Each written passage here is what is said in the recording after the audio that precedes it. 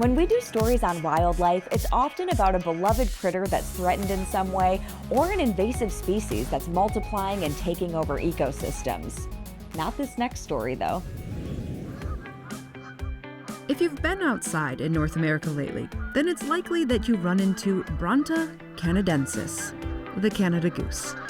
But wait, are they Canada geese or Canadian geese? The answer to that question is Canada geese. They do not hold passports, and they ignore international borders, but we refer to them as Canada geese. That's Matthew Oliski, Executive Director of the Jack Miner Migratory Bird Sanctuary in Kingsville, Ontario. He's Team Canada Goose.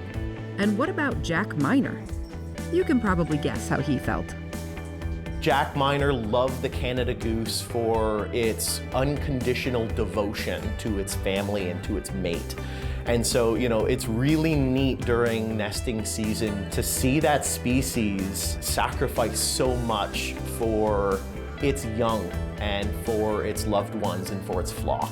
So there is that beauty of nature that can be observed if you take a second of your day to notice it. And it is not absent from my mind that Canada geese can certainly come with their own complexities, especially when we're talking about urban populations. Not everybody loves Canada geese the way that Jack Miner did. I don't think that there are many people out there that have an undying love for the Canada goose. Across the border in Michigan, the state is changing the way it deals with nuisance geese. Relocation is out. Guess what's in? Jared Duquette is a human and wildlife interaction specialist with the Michigan DNR's Wildlife Division.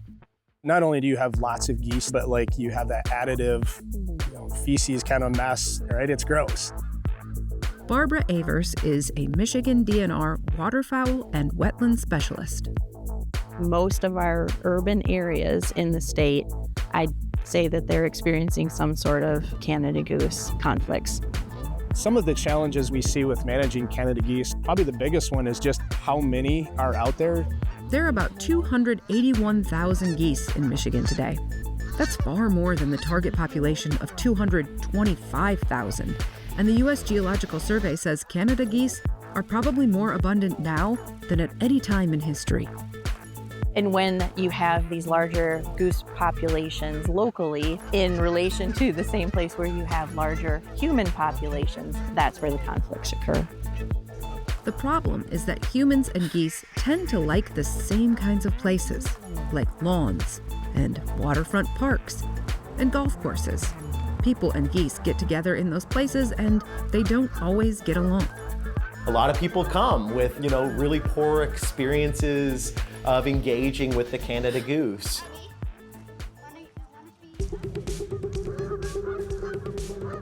One big issue? Goose poop. Canada geese poop about every 12 minutes. And that adds up to a pound or two of poop every day from every bird.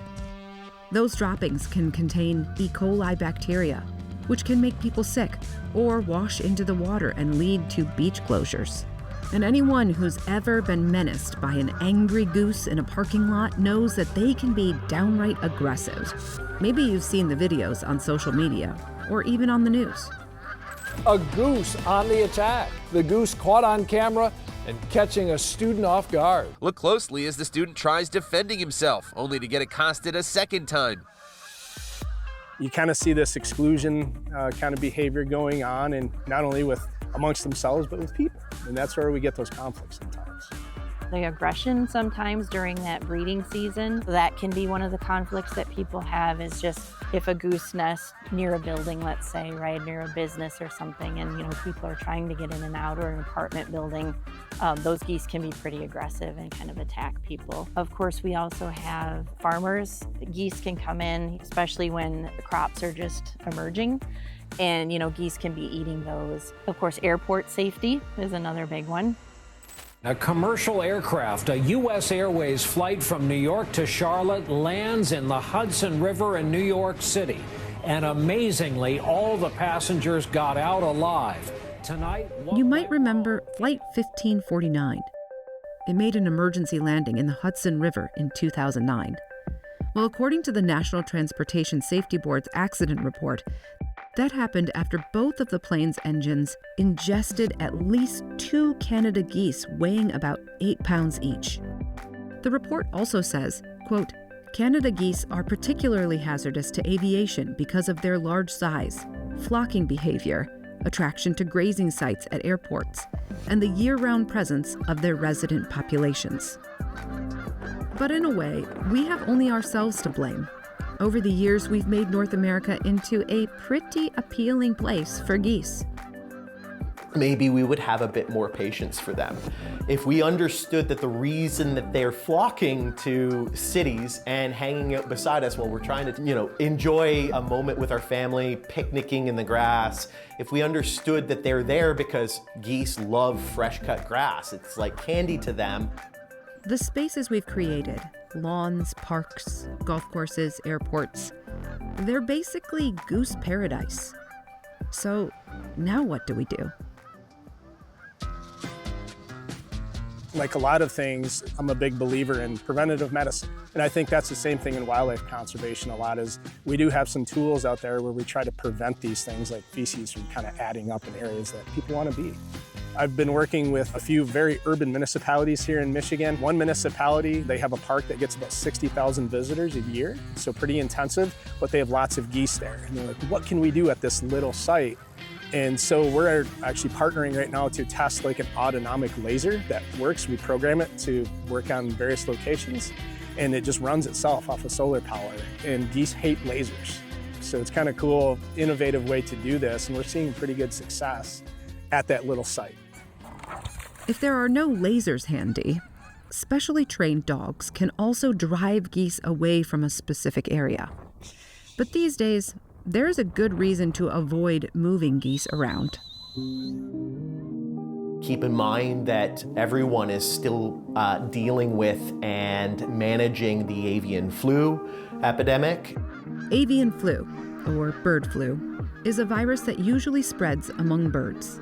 But the highly pathogenic H5N1 subtype of the virus has infected not only birds, but also dairy cows, other mammals, and humans. Millions of chickens have been culled to control outbreaks, and experts worry that a mutation could allow the virus to spread between humans and cause a pandemic. Overpopulation of Canada geese increases that risk, as they can spread the virus to other animals. And that's why Michigan changed its policy from relocation to euthanasia. It's a real threat to our domestic poultry industry. And also now we do have highly pathogenic avian influenza in some of our dairy herds. We don't want to be potentially increasing the risk of the spread of that virus by moving birds around the state, which means that birds that are rounded up do have to be killed. We're hoping many people will choose to try to get them processed and get the meat distributed to charitable organizations. And I do want to mention why that's a big change, and I want to make sure we talk about why that change is happening. And really that relocation has just become unsustainable. With relocation off the table and no natural predators to control the population, it falls to us humans to do it ourselves. Hunting is that tool that we need, and without that tool, we would have even more birds on the landscape, more conflicts to deal with. And so it really is, that's another part of it too, is just understanding that role of hunting and how important it is to the management of our wildlife resources. Hunters are some of the greatest conservationists out there, some of the strongest advocates for habitat and wildlife conservation and restoration. And the act of hunting waterfowl and recovering bands and sharing that information with the scientific community is incredibly important, and it informs policy that is tied to migratory birds. Thanks so much for watching. If you enjoyed this video, don't forget to like and subscribe, and check out our YouTube channel for even more Great Lakes Now. See you out on the lakes.